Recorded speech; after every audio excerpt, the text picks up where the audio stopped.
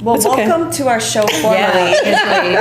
And yeah, thank you for being here. Thank you for being Janae's here from North Carolina. North Carolina. Yeah. But you lived in Brooklyn. That's how I met you in like 20. You keep 19. saying 19. I think it was 2018. I think yeah. it was 2018 because it was before I went to India to study yoga.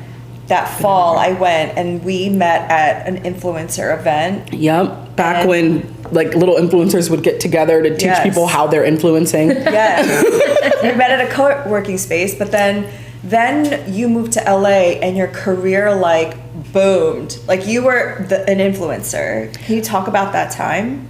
Yeah, that time was crazy because I was just a regular girl. I liked shaking ass with my friends, going to brunch. I was a nanny in New York, minding my business. Ooh, nanny in New York. I'd be trying to put people on who want to leave their job and who are miserable.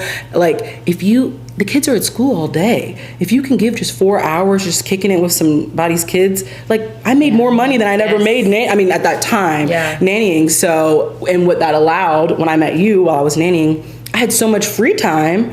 And so I just started like sharing about my life online for fun. And I have to be honest. I actually saw that like plus size women were showing like their outfits. And so I started trying to do that. And I would literally go to Old Navy, buy clothes, keep the tag on for Old Navy. And then like, I was not a fashion girly, like, and I was just trying to be one. But though that content was not doing well, and then I shared a picture of my bedroom randomly, and I had a lot of plants at the time, and that all of a sudden like went viral, and I was like, wait, people care about plants in someone's bedroom? I was like, well, fuck these clothes. I don't care about these clothes. Because you made it look so beautiful in like a Brooklyn apartment. Yeah. You know, I think that's what was getting people's attention. It's so funny too, because all of the content I shot for like 2 years was in this tiny bedroom. I didn't have, because there was only one window in the whole apartment, and it was in my room. So all the content was shot just in there, and the room didn't have a closet. It was so like, that's crazy. The whole career was built off of like a tiny little space. Yeah. And then what was the catalyst for you to move to LA? And then you were doing it full time. Yes. So while I was in New York and still nannying, one of the pictures of my room did go viral. It's very soon after, I think it was right time, right place. Soon after, IKEA reached out and Urban Outfitters reached out. And so it was like my very first introduction to influencing was with very substantial brands, like household names. And so that set the tone. And so I was able to get really good partnerships. And I was like, okay, well, I don't need to do this nanny job anymore. And the reason why I went to LA is because shooting content in New York, like you only get so much light. Like you're surrounded by buildings usually. And so I remember being like, where can I go where there's more light for my content? I had no interest in ever living in LA. And it was really that. And also I think I was getting worn out from the rats and the cat calling and the actual rats. I was like the New York rats. No, the real rats. The mammal, literal. I think I meant like men. I mean, yeah, no, truly. I mean, I don't know how honest we can be on this podcast, but you can be totally honest. Okay, because we're in Dumbo, and I haven't been in Dumbo since this incident happened. But I had like a sexual assault incident with on like a first date in New York, and it was here. It was someone I met at Trader Joe's. It's all good now, but at the time, it like the person was like, I'd like filed police report, all these things. They were not helpful. The person, like I would see them out still. And it really, like I was walking around in fear in New York City. And I'd already had a little bit of fear just from like weird experiences of men, like following you, things like that. You're exposed to anything in New York City. Anything. Love New York City down. Like New York City is very safe. Like that. But I think I just had a lot of anxiety around like an anger towards like men at that time. So like LA, I was like, I can be in my car. You can be more you're more in a bubble. Like you don't have to intermit. Like, and that's a major difference between LA and here. Right. Is like you're like in your separate pods in LA. And here you're just like, you have to, you're like interacting. But that is one of the beauties of New York that then once I was in LA, I was like, wait a minute now. New York is that bitch because it has a different like energy too. And you actually do like you're doing life every day with different socioeconomically, different people. It's more real. It's more real. Excuse me, I think I have some blueberries stuck in my... Oh, no. Yeah, but also, New York is just so accessible. It's more, community, I think, is more accessible here. Because you can just walk or hop on the train. Yes. So, yeah. And we moved to LA in January of 2020. Right before the pandemic. Right. Yeah. So... And so you were influencing, and you were making a lot of money. Like, it was like I didn't know money could just fall out the sky like that. Saying like how much? Oh yeah, of course. Yeah. I'm hoping more and more people will talk about how much money they make, because I remember I genuinely didn't know if I was making a lot of money. Well, I know you do feel comfortable because you told me, but like I didn't know on the podcast, you know. Oh no, I'm totally fine with that. But I think I went from making $35,000 a year at Yelp doing sales, and pretty much at a bunch of other companies doing that, then to $60,000 doing nannying. So I was like, I'm rich. I literally thought 60 G's. I was like, that's big money. Yeah. And then with influencing, I was making $400,000 a year. And I was like, so is this a lot of money? Like, can someone tell me? Because I feel pretty at ease. Yeah. And now you were living the bougie life. Yeah. Oh yeah, no, we had a nice because you had a nice house, you had a nice like lifestyle. You were working with like other big brands when you went to LA too. Yeah, and my best friend who we both lived in Brooklyn together. We met at Yelp, and because we moved to LA right before COVID hit. You and your friend moved together? We moved together, and she used to work for GMA. She was in television, and so there wasn't work for her at that time. So, and I was like drowning in work, and I was like, girl, you want to help me out and I'll cover you? Like, I got you, don't worry about it. And so I got to like work with my best friend. We're just like living a life we'd never experienced. And you guys still friends? Was it okay working together? Oh yeah, she's coming to Durham next week. Oh nice. So sometimes it's like you gotta check your what is it? The bond on the pattern. Oh my gosh, I do want to check our pattern. Do your listeners know what the pattern is? No, I already learned about it yesterday. I'm like, what are you talking about? The pattern is this app where it's like kind of like based on astrology, and it shows you how strong your bond is. It's really fascinating. My bonds were strong this weekend. Yeah, we all have strong bonds. Yeah, we were epic. We were unique. Yeah, this weekend we were at a friend's birthday gathering. Yes, really special. Very, very so special. I was actually so nervous, but it actually ended up being such a nice time. So when I found out from Kim that she had never met you in person, she had never like most of us hadn't all met at the same time. Like I've known people separately. I was like, that is so risky. Like, you don't all in a house. She's what is she? The 1%? The reflector. She's a reflector, so she probably knew. I don't know that it was going to be somehow. Fine. Yeah. I was like, that's risky, Kim. Like, wow. It really worked out though. It was super nice. And honestly, this was my first time getting to be around only people of color. I'll say women of color. Mark is Mark. Let's talk about Mark. That was like a luxurious, juicy, like when I was in bed last night, I'm like, when I get back to Durham, I am on a mission to only be around people of color. But you're not? I went to school in Boone, North Carolina, which is in the Appalachian Mountains. So all of my community in North Carolina is very vanilla. Yeah, I'm meeting people online like Trey, who your friend Sasha knows.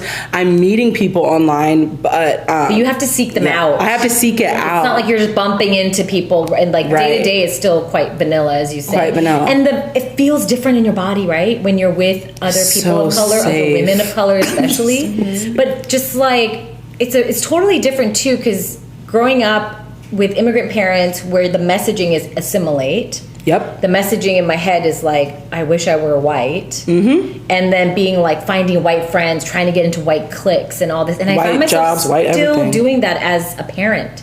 Yeah. You know? And like part of it is because, well, that's the majority. So that's who you're naturally gonna, just be around more. But like I always felt a little bit like not at ease. And I thought it was, I didn't understand that it was like racism and supremacy at play, I just was like, oh, why am I not comfortable? It's also because their aura is so big. Yeah. Anywhere you go, the force of gravity goes to that white person. And I always constantly felt like literally I was on the outside of a group being like, can I, Right. I like physically felt like that. And then just being around people of color.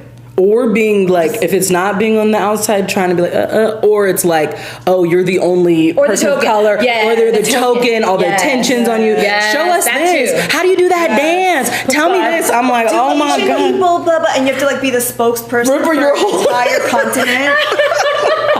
Which is worse though? Which is better? That one's more exhausting. I'm kind of like, I'd rather be ignored because being on the pedestal, having to be like, do the entertain, like, do your little jig. I'm like, I don't want to be your little blackface entertainer. I think I'm exhausted from being like the only black person in very white spaces from pretty much middle school until very recently. Okay, so wait. So you're in LA, you have your racial awakening. No, it's okay. We could go off in tangents.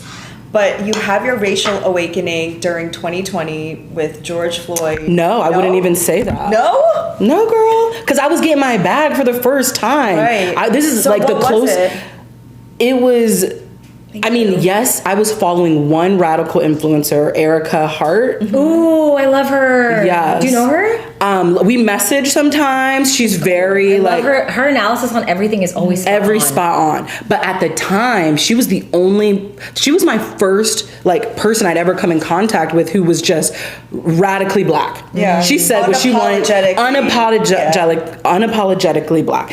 And I had never seen that because very similar to you, what you were saying, like assimilate. If you want to like, protect your peace, get in all the right spaces, get what you want, be palatable. Exactly. And and to be honest, it was like not overwhelming to me, but I was like intrigued, but I didn't know what to do with it. Because she was using a lot of language I wasn't familiar with. I have a North Carolina education, so. And her tone is a little spicy. It is spicy, exactly. And I'm used to like being like, you do the friendly, soft, white, bubbly black girl thing.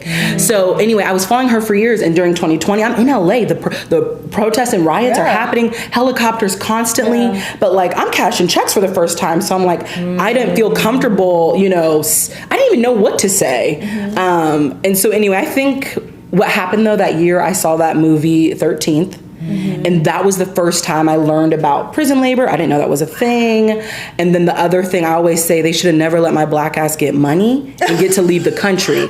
Because now I had time on my hands to research what is something that people of color, marginalized groups don't have time to do, to learn how we, what's going on. I mean, it's like what we're seeing right now with people not really knowing what's happening in Palestine and Congo and Sudan. Like, people are just drowning under just trying to survive. Exactly. I think we forget, like, people genuinely they don't even know what happened to their own people still. Right. Yeah. And so anyway, saw the movie 13th, was following Erica, and then I saw a Michael Moore documentary that I recommend everyone who's deep in the matrix to watch called Where to Invade Next. And he just goes and shows different ways of living that are happening mostly in European countries, but that show like essentially social services where everyone's being taken care of. Not saying that those places are perfect or anything, but it's like free healthcare, how they handle school lunches, how they handle education, and how people aren't drowning in debt, and you actually have time to be with your loved ones and to feed yourself nourishing food. Anyway, so those things, and then I got to go to Denmark. Got to travel. IKEA took me to Sweden, and that they should have never done that. Yeah, because once they were like, they live there. Well, I ended up, because I lost my luggage, I ended up at Foot Locker, and I find out that the bitches at Foot Locker just got back from a year of maternity leave. I must have broke my neck. I said, what? I just had never, I didn't know you could. Okay, so I had my first kid in London, and it's 9 months maternity leave, but it's also very flexible. It's 9 months. I kind of was able to do it to a year. And then there's no like threat of like you need to come back. It's just the mindset's really different. Not that Very the UK is perfect, no, of by course. any means. But I do think there are places, even in countries that are not as wealthy as the States. When I go to those places, they do seem more advanced in the level of care for community and for the pace of life. It's not like everyone's a machine and that is it. Yeah. I mean, do you have relatives that live in the U.S., the so-called U.S., that go back to Korea to do all their health care? Yes, like I have relatives, like my brother and his whole family. Anything urgent, obviously, they take care of here, but for their yearly checkups and any testing, they do it all in Korea. It's very smart. Because it's socialized healthcare. Yeah, no, definitely. And when I'm saying what I just said about the Foot Locker girl, I'm remembering another thought, like, to be so shocked, like, you work at Foot Locker and you had a year of maternity leave. It's like, yeah, you should. Like, why am I surprised by that? Right. Actually, like, that's the thing. I'm like, the fact that we think it's okay for us to like only get those things if we have a good enough job. Right. Like, that's the parts. Like, we might need to go a little bit deeper into the layers. Yes. Like, that shouldn't be normal. And which is why they make it so impossible for people to travel. It's genius. Outside the country. They don't want you to know. Honestly, that's why I think they're showing all the plane crashes. It's propaganda. Yes. Well, I think you're right. Something too. Like somebody was like, "This is statistically no different than normal." Literally, yep, I saw the same thing. Yeah, right. They're just showing it. Yeah, I honestly think it's to mess with people's everything head. They show has they have so much intention behind the stage. Situation, nefarious intentions. Okay, so you're in Denmark, and it's a socialist country. Yeah. And so you're like, oh my God, what have I been missing my whole life? Exactly. It was like all the things I'd seen in that. And there was one other thing that like kind of glitched me in the matrix, but I didn't know what to do with this information. I remember the first time I left the country was just to go to Canada. I went to Banff and I was with Shelby, my friend who worked with me, that I already mentioned. And we were in our Uber and our driver was from Lebanon. And all of a sudden I was like, so was it hard deciding between moving to the States and Canada? And he laughed. I think he almost stopped the car. He was like, the US? I didn't even think about moving to the US. And Shelby and I, like, we had never left the States. And we're like, what? Like, you didn't want to be here? We're brainwashed to think the US is the best. Everyone wants to be us. Everyone wants to be here. We literally, it was like a malfunction. I felt like we were like an old version of AI. Like, didn't know what to do. He laughed. And we were like, we literally didn't know what to do. But so there were little moments, like pieces like that, Erica, then going to Denmark. But even still, I'm like now in this position where all of a sudden I'm taking care of someone else financially. I'm helping my family out now. I have all these new bills I've never had before. I'm living a very different life. And the other thing that was happening is in LA, there are a lot of people living outside. There are a lot of unhoused people there. Yeah. You don't see that as much in New York because we have shelter culture here. So I was also in like this shock where I'm like, I'm taking pictures of myself in my apartment making buku money, but I'm looking out my window and I see people fighting for their lives. And so a lot of like questions were coming and what year was this? It's now like, this is like 2021 and then 2022 is when this is what I think was the final like straw, because now I've seen socialism, I've seen these things, and then this is what happened. I had my first intimate encounter with the U.S. healthcare system as an adult. I had never seen it. That will do it to you. And also at the same time, the senior care system. And those two things, seeing my single mom trying to put her dad in a home and the cheapest one being 10 G's a month, and it's in a man's house. It wasn't even like a formal care. That was the most affordable place we could find. And just seeing how seniors are treated in hospitals, and seeing hospitals in Black and brown neighborhoods versus where I was living in LA, I was like, okay, it's time for me to do my research, because why is it so difficult for everyday people who bust their ass to live? And I guess it's like when it hits home is when people finally start, when it hits you. And it's always, I'm telling you, it's healthcare. You think it's always healthcare? It is our religion. No, I've been sharing with people that, the Haitian Revolution started with the voodoo ceremony, and like Palestine, they have a shared religion and identity and connection to the land. But like us here in the US, we don't have that. So our thing, I believe, is going to be healthcare. My friend said that, and I like believe that. I mean, we've already seen glimpses. So it's like healthcare, no matter how good yours is like you're still going to have to deal with the fact that we're like dying, that we're going to get a disease or whatever the case may be, and you have to deal with the healthcare system here. And even if it's not hitting you directly, it's someone you love probably has been, you know. It will hit everyone directly though, because like, you know, the AI systems that run the claims, right, they are literally designed to reject 80 to 90% of them, at least for United Healthcare, which was really wild when Luigi came into our lives. That same, allegedly. That same week, I figured out why my son's medication was getting denied.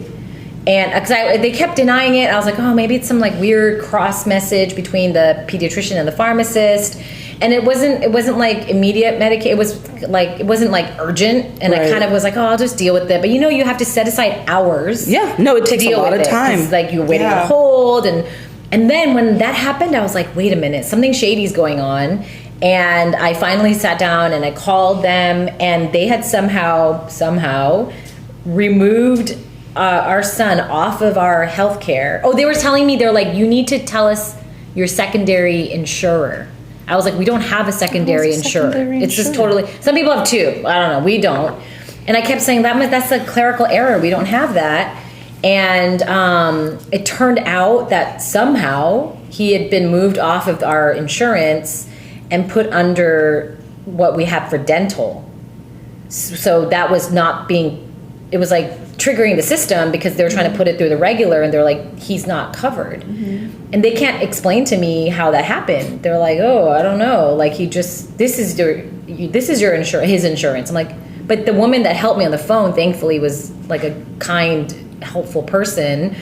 And she could see that it was a mistake, because why would a 10-year-old not have insurance under his parents? Right, right. But like it took like half a day. And that's the thing, people don't have. They don't have. And frankly, like, I didn't want to do it. Like Yeah, they don't have the time, or they don't even have health insurance. And what about language barrier, all this stuff, and like I just like the stress of it, and because it wasn't urgent, I kept putting it aside. But I was thinking like, what if this was someone's urgent medicine? They don't speak English. They're trying to go through all these things, and it's like everything's disparate. It's one of the tactics. They they segment everything, overcomplicating it because it's empire serving money. And people are getting paid too to deal with this, right? Because the billing people in the pediatrician's office is like also trying to help me, so they're getting paid. They're charging someone, and then the person on the phone is getting paid. It's all like they're all making money It could on be our time. so simple. And our sickness. When I had the opportunity to backpack through Portugal for 3 months in 2024,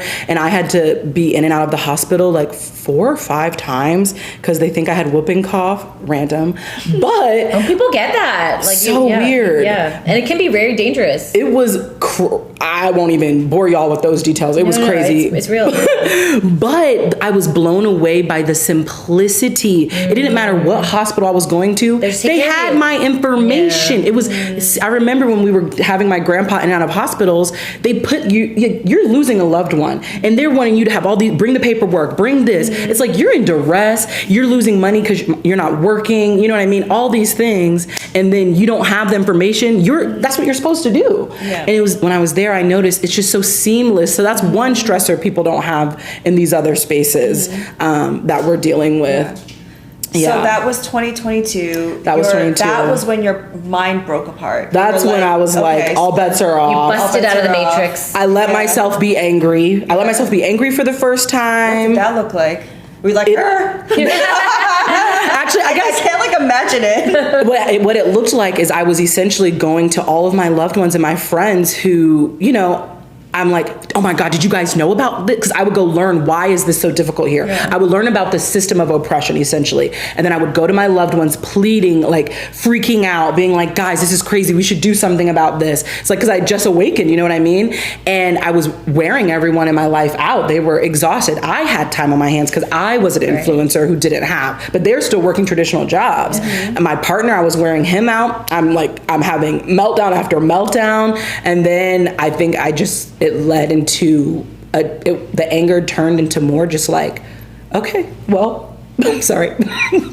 This is just how it is, I guess. This is how it's been for the last for many generations. I guess no one wants to do anything about it. Yeah, I was like, and then that's what it is. I started learning about, it's not just Black people in the States. It's not just indigenous people here. Then I started learning about, hadn't even learned about Palestine yet before this, but I started learning about what had happened to other cultures in other countries. And I'm like, oh, it's been the same oppressors doing the same thing and just moving around. I'm like, the beast is too big. Well, I mean, the fact that you mentioned, I don't know if this was before we hit record or not, that you're listening to blowback on Korea, North Korea. I'm like, whoa, I don't know anybody that's not Korean that's been listening to that. She's the one that told me about it. Oh, yeah. I love that. No, because we were, so during this whole time when she was in LA, we had lost touch because you were like this big time influencer now. And I had my racial awakening. It started. You had yours in 2020? I had so it started though in 2018. Because I had my spiritual awakening and then my racial awakening happened in 2020. And I was like all out for Black Lives Matter. I was just like constantly on Instagram talking about it. And I was like, and that's when I learned about the prison industrial complex and how that's like slavery. And I was that person like going to everybody like, what are we going to do? Like, we're going to freaking out, like crashing out, like, what the fuck, you know? And then learning about colonialism and how like, that was my that 2 years your before gateway. Gateway. And so when you finally messaged me, when was it, like 2023, when you were like, hey girl. Yeah, because I had noticed you, because I don't think I had noticed that you were quite radicalized, because the algorithm only shows you, it's what not you like. Exactly. Yeah. And for so long it was just Erica for me. And then once I started because I didn't want to see all this fluffy stuff where they're just trying to sell stuff, because I was in the home decor space that whole time. And it's just like,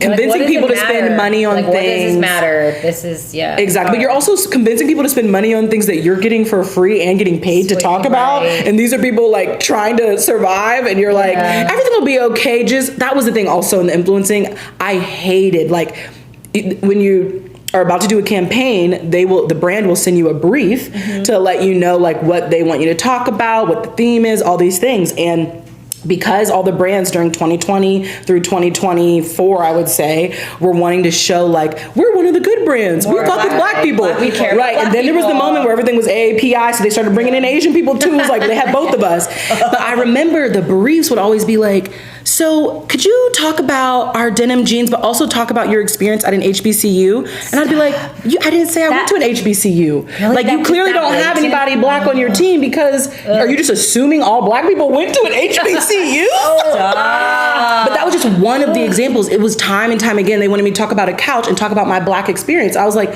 I'm not going to talk about my Black experience and weaponize that. Yeah, like on a couch for you. Like, let me talk about your couch and let me talk about that separate. Anyway, so I was I was trying to leave influencing for 2.5 years. And so, but yeah, by the time I contacted you, I had already walked away from my management. I'd already walked away from all my brand deals, because Palestine was like the final straw for me. It was like the final. Yeah. So 2023. So just a year after your Swedish, your IKEA awakening. Literally. My IKEA awakening, literally. A year after that, it all, And you had tried to let go of influencing at that point, but you still had to do it, right? Because it was your job. I still had my lease. Exactly. I still had, and you're close with your manager. That helps her. That that's how she makes her money too. And I was taking care of my friend too, so I had to figure out like, how can I downsize and simplify. And then I spent a whole year trying to like simplify my life to try to live off of less. So that way I could, when I did leave influencing, I could take my time before pivoting. Because in the past, usually you have to just hop to another job. Like I had the luxury though to like, if I save up this much and I limit my expenses, so I moved back in with my family and just simplified my life. You're committed to like living in your integrity. And I wanted to test it out too, because I didn't want to be out here trying to like encourage other newly radicalized people when it's like, is it just easier because I, you know, had that luxurious, lucrative career? Well, that does add something to it, but I'm like, I've been trying to test out how useless can I be to capitalism, or how accessible is it to live beyond systems of oppression? And to my surprise, it's actually shockingly accessible. It's just that the spaces and people who are already doing it, there are no eyes on them. They don't have marketing budgets. They don't have advertising teams.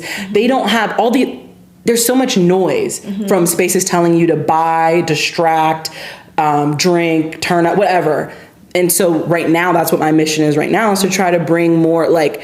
With Earthlings Undone. Yeah, there's a project I'm trying to build out right now that is really focused on making liberation irresistible, but also more accessible. Because I think people in the working class people don't know their options, even the radicalized ones. We think it's just go protest, and like we don't know our options outside of these systems. And there's tons of them, and they're beautiful. Can you give us examples?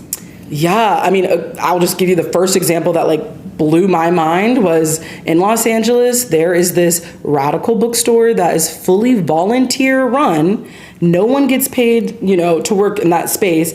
But they use the space as not just as a bookstore, where they have free books. This is what I'm manifesting. I'm like, I want to use the space, one of these places to. Yes, let's speak it out. Yeah. So they have their bookstore with free books. Then anything that they sell, the money goes into the store. And a library kind of thing. Yep. So there's both options. You have the means. You want to put money into it. Yep. Yeah. But they've done so much since it was just a bookstore. It's called All Power Books. Where is it? It's in LA in Silver Lake or something? No. It's in a black and brown neighborhood. And the thing that is nice is not only do they have that, they have multiple community fridges. Yes. They do gatherings to teach people about tenants unions. Exactly what I want to do. On how to organize, unionize your apartment building. They do meetings before going to protest. They now host educational courses there where you can learn about, Marxism, socialism, all these things. They're doing so much. But it started out as just a radical bookstore. Anyway, but that blew my mind because I'm going to tell you what happened. I pull up it's my first time volunteering at Mutual Aid. I'm dropping off food at their fridge. I see this petite Asian woman, young Asian girl. She's coming to unlock. No, let me backtrack. Hold up. No, I'm sitting in my car and the store is not open. And this cute, older black lady, she had no teeth. She had on a fur coat, cheetah print coat. We're in LA. It is not cold outside. And she's like, "Are you trying to get in the store?" She's like, "It's okay, honey. She'll be here in a minute. They usually run a little late." And then I see this little petite Asian girl come up. She's unlocking the store, but her and this black lady with no teeth in the coat, they embrace each other in a warm embrace. And I'm like, well, I've never seen this before. And then I hear the black lady say, "You've been putting on some weight. You getting big, girl." And she's not big. She is but the lady said, she's like, "Yeah, I know. I've been eating." I was like, what is going on here? And then while I'm in there in their bookstore, then this ex-veteran comes in and he's all kikiing and he's like, "Are you still able to give me a ride?" And then these are millennial people who I'm like, I've never seen You've never seen so many different people. This is how we need to live. It was my first vision of communal. Kim was creating in the weekend, and I tried to do with my dinner too a little bit. It was just for my birthday dinner. Some of the same people were in this space sitting here, and I really wanted to be together physically in my home space, to invite, open the doors to home, and to feed people, Yeah, I love that. But this is what Kim was doing, I think. She's beta testing. Yeah, you know, it's a version of that. So that's why it was you said it was risky, right? Because she didn't, people didn't know each other. She hadn't even met half the people in person yet. But that is it's a micro version of this. I've never seen, the only interactions I've seen people have with unhoused people is that savior complex, I'm here to and this was they clearly see each other on a weekly basis, and it blew my mind, and that was just the first taste of this, and then from there I started seeking out more solidarity economy spaces in LA, and when I was in Portugal, in North Carolina, in New York. I'm like, wait, there in rural areas and in city areas, there are already people finding ways to meet the needs of each other in the community. They're already redistributing the goods without the state. They're already taking care of each other without the state. And I'm like, guys, the blueprint is there. We don't need more people to write more books. Sorry, let me not say that. No, people write your books. Oh, yes. You could say that. No, but I think what you're trying to say is the solutions are there. People are already like, the revolutionaries have already said the things and given the blueprints. We just have to find them. Listen to what's been said. I think there's so much intellectualizing. Like, as someone who's a baby, like, I didn't even know what the word capitalism meant 2 years ago, type of baby anti-capitalist. I didn't even know the history of indigenous people, my people, your people, Korean people. Like, I didn't know any of that until very recently. I was thinking like, oh, maybe do I need to go back to school and study like international politics, whatever. I was like trying to figure all this out. And then I was like, wait a damn minute. That takes so much time. But they so much money. No, exactly. They're going to give you the oppressor's version anyway. Yeah. Exactly. But I think when you're trying to figure out how you can be most useful, but then when you realize like, wait, there's so many people who've already said the things. Like, who are the people that are actually doing something? And when you start asking that question, you realize they're there, but no one is showing them because they're so busy doing the work. They're not influencers. They're not influencers. Online, and they don't have marketing team. But here's the other thing they don't have. They don't have tech people to help them with their websites. Yeah. They don't. Their systems, like their flow systems, they don't have good apps and infrastructures to help them with what they're doing. They're truly grassroots. And I think those of us who have been pimping out our services to empire our whole lives for survival, I think a modern way of volunteering or skill sharing can be take what you've learned from our master or whatever, our oligarchs, broligarchs, and can you lend that to those, frontliners, those grassroots spaces, what you've learned in accounting, finance, whatever it may be, because they are fighting for their lives and they're actually meeting the needs, but they could use our savvy skills. It's actually a way for, because I know lots of people who are working in those spaces like accounting, etc., who are awakening or are awake, who feel like miserable because they're trapped in their jobs. And it's actually a way that they can alchemize the skills that they have been, like using for their paid job to empire. It's doing some good with it, and that would make the person feel better. 100%, because that's, I think, where we're having this analysis paralysis and overwhelm. Because even people who aren't that radicalized, they know things are not good, right? And people want to help. They want to help, but we were raised to think the only way to help is go volunteer at a food bank, donate, write a check, and it's like, oh, honey, no. Like now that I'm seeing like. People need, so even if you're an interior designer, can you help with these communal spaces to make them, more inviting and all these, like there's literally a job for everybody. Do you like to clean? Come help a bitch. Like, I'm just like, I think there's so many things people can be doing and we could be thinking more creatively. And that is honestly the long-term goal with this. You mentioned Earthlings Undone. Yeah, and we've been calling it a virtual mutual aid network because there's mutual aid that's on the grounds meeting the needs of community, but is there anyone digitally helping support those on the ground? Right, because you don't have to, if you can be far away physically, but still offer your bookkeeping services. Exactly. And there's actually, I took a permaculture design course because I thought that was the way, but girl, they're really just taking indigenous ways of caring for the land and profiting off of it, and only white people can access these spaces. So I actually ended up leaving the course early. Also the whooping cough thing, thankfully. My body literally had an episode and didn't want me to be there from these white people. Anyway. You were like coughing up the colonizers. I literally was. Don't take in anymore. Get it out. And the friend I was with, she's Armenian. And so, with the history she has, you know what I mean? Like we both were struggling listening to these.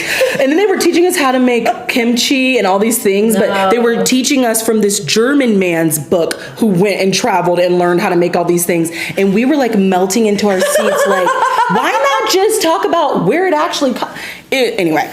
But one of the things that I learned about there is that there are websites and communities, and we actually have them in the States, I looked it up, where people are, it's called time banking, where you literally just are a part of this like online community and you have a skill that you say you can offer, and when someone maybe needs legal advice or whatever it is that you can offer, you do that for a couple hours, and then you gain, instead of money in your bag, you get time in your bag. And when maybe you need something, you hop in and use that time. It's like as an it's just exchange. like the back in the pre-modernization bartering Exactly. and communal living. And we talk about this like everyone is needed in the revolution. What are your specific skill sets? And That's like resource sharing is not just money. Yeah. It's like time, skills. Yeah. Right. Yeah. Exactly. Which is more humanizing for both the giver and the recipient, because when it's reduced to just like, what can you donate? What can you give? Like, it's like, oh, that's all you want from me is like, you know, and but this is like actually inviting you to connect. And also, people are living paycheck to paycheck. They ain't got money anyway. The thing too. It's like it made it so like it's really hard, even if you do make a good amount of money. Right. That like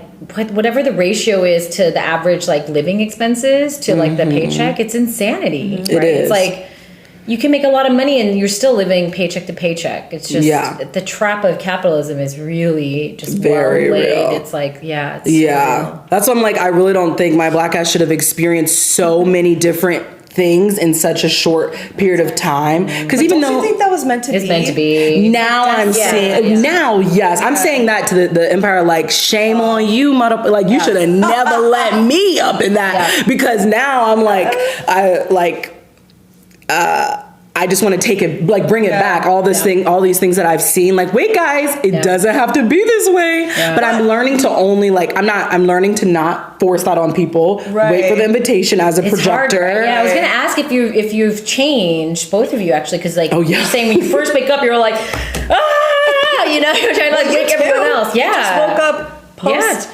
I woke up on October 8th, 2023. Welcome to the party. Like, I knew about like racism, obviously. Of course. Lived body. But no one cares here. So you have to just keep going. Yeah. Like people don't care here. And but like to the next level was literally the week of October 8th. And yeah, I mean, I spent a year just being like, what the fuck is wrong with everyone? Like, what's wrong with you? Stop calling it a war. Like, why are you? And just like going at it like that and just... Because that's also what happened during my spiritual awakening. I was like, oh my God, we're not just physical beings. Like there's like this energy flowing through us. Which people probably were not ready for you in your spiritual awakening. No. So and it was like one after the other. It was like that. And then 2 years later, it was like, oh my God, people were people in this country. But people were more receptive. So like because I was a yoga teacher from like my early 20s.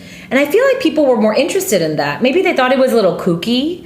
But like, I would talk. But I was in LA. I was in LA. We were all drunk on Kool-Aid. It was people thought they called me woo woo, and I hate that term. Yeah. Mine was in the reverse. I wouldn't even say the racial awakening was first. It was like capitalist awakening, then maybe racial, but really it was through Palestine, because I wasn't getting radicalized through the Black experience, because like no one seems to give a damn anyway. Yes, there was that whole BLM moment, but like to me, I'm like, yeah, but the way Black people are having to live in this country has been away. It's staying away until, in my opinion, until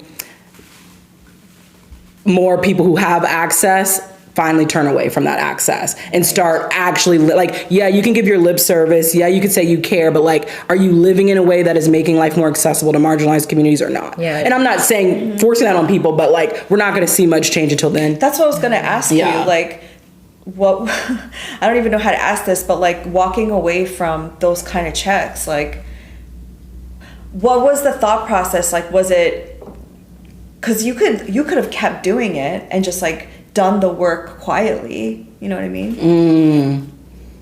Yeah.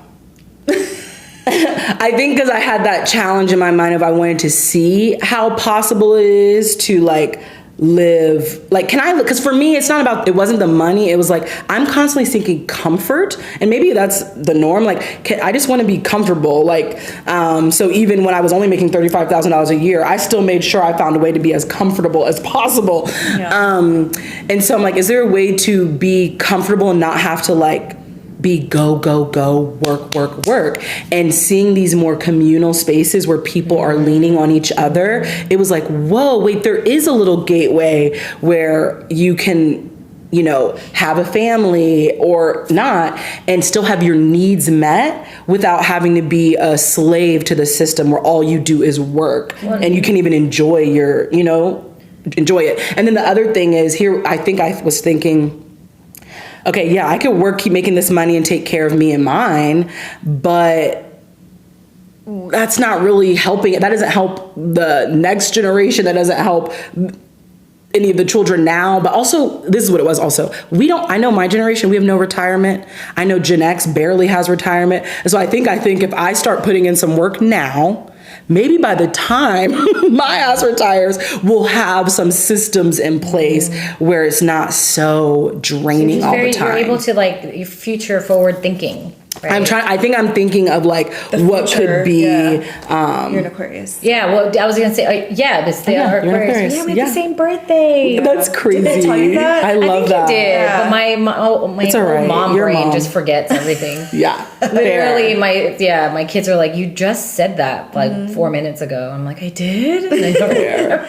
But I think that's why a lot of people know these things maybe intellectually, but they stay as an influencer because they're just thinking of this moment and what I need to do to survive. But I also don't think people, I really don't, just like with Palestine, like my learning with Palestine was from October 7th to October 9th, and I knew exactly where I stood, right? Yeah. And it actually doesn't take that long. It doesn't. So what happened Everyone's like, it's so complicated. You're like, oh my God. And you're like, wait, no, it's not. Once I realized it, once I learned what I learned in those 2 days, and I saw what certain people were saying, I was like, wait a minute, they haven't looked. You actually haven't looked into it, because I know the minute you actually do your research and look into what has happened to Palestinian people, you would know immediately what to think. It's really not that hard. And that's how I feel about these systems as well. I don't think people have actually, maybe because they don't have the capacity, the time, whatever, but they haven't taken the time to look and see what have U.S. three-letter agencies really been doing around the world? What have U.S. three-letter agencies been doing to our own people? What have they done to you? People haven't reflected on their own suffering or the suffering of others, and that is what I think will alchemize and galvanize, because you're like, wait a minute, I don't want to contribute to the suffering of people around the world and myself and my family. But I don't know, that's just for me, that's what it was. Yeah. It's like, I don't want to contribute to this. This is disgusting. Yeah. Like people haven't done enough investigative work to understand that the three-letter federal agencies are complicit in the genocide of the world and us. Literally. Yeah. And then from there, that's the other thing I don't think people have been able to investigate, what the options are beyond. That capitalist realism thing is very real, but people think that is the only option. But when you look at like the human history, how long humans have been doing life on Earth, and you look at how long capitalism, patriarchy, white supremacy have been on Earth, it's like this. It's like a blip. It's a blip. And once I saw that, thank you PBS Digital Studios on YouTube. They have a network called PBS Eons, where they show like the eons of history. But at the time, I thought like we'd only been here for like 2,000 years when Jesus and his homeboys pulled up. So for me, I was like BC. I just hadn't thought about it. Like I said, just good time girl minding my business. Yeah. But when I saw that, I was like, well, wait a damn minute. And like we just got here yesterday. Was like 500 years. That's not long ago. So yeah. And also when I learned that matriarchal societies were like the thing, I recommend a book called When God Was a Woman, because I also was deprogramming my what is that thing that we've been talking about all weekend? That thing. Monogamy? No, the type of Christian that I was. Oh, evangelical. Yeah, I was also an evangelical Christian. We talked about everything this weekend. But I was also deprogramming my evangelical faith. Like I was really up in that sauce. So anyway, when I learned that like matriarchal societies were what it was like around the world for a very long time, I'm like, oh, this is nothing. Like we could wrap this shit up real quick. And the way we got the internet right now, never have we had this much access to people around the world. So come on now. Yeah. We're the influencers for the revolution. The men had their chance and they failed. wild. Yeah. So And I think they're tired too. I think that the men, are exhausted. If we were like, you know what, let us take it from here. Because we've seen all we need to see, and y'all are struggling. You go take some time to heal. Yeah. Let us hold it. Go watch the children. And go to get some ice cream with your boys. Get some ice cream and be quiet. Laura, you know the time? You're No. You're supposed to. Oh yeah, we could wrap it up. No. Just- So just like sad. catch a train. I know. We could talk to you for I ages. can't believe that went by so Went fast. by a blip, I know. Already an hour. We only got to talk about one question. I mean, that's what we said. We're like, we Literally. flow and it'll just. I love it. But we want Yeah. do we want to get the rapid fire Sure. in? So, what are your big three in astrology? Aquarius sun, Virgo moon, Aquarius rising. That makes sense. The system. So we've got, I'm Virgo rising, which we talked about yesterday at dinner when I was like, yeah, so wow. It makes so much sense. Love. Yeah, astrology has also been really, that's been like, it has given me the peace of mind to let everyone be who they are and where they're That is at. so Because I was like I was thinking, why aren't you seeing things the way I'm seeing things? I'm like, wait, we all came here with a different like cosmic makeup and with a different like purpose. And it's like, it's all good. And the more you just be you'll find alignment. You'll find the alignment. Yes, I love the way you put that. Yeah. Yeah. That's where I'm in right now, trying to just be more honest, opening up my throat chakra, trying to be more like Laura, direct. Direct, because I'd be tiptoeing around the point. Yeah. So you were also raised in the South, which I think has a different that's true. approach to communication, like a little more nice, right? Like Yeah. proper. So if there wasn't anything, if capitalism was not a thing at all, like it's not something we had to deal with, what would you be doing?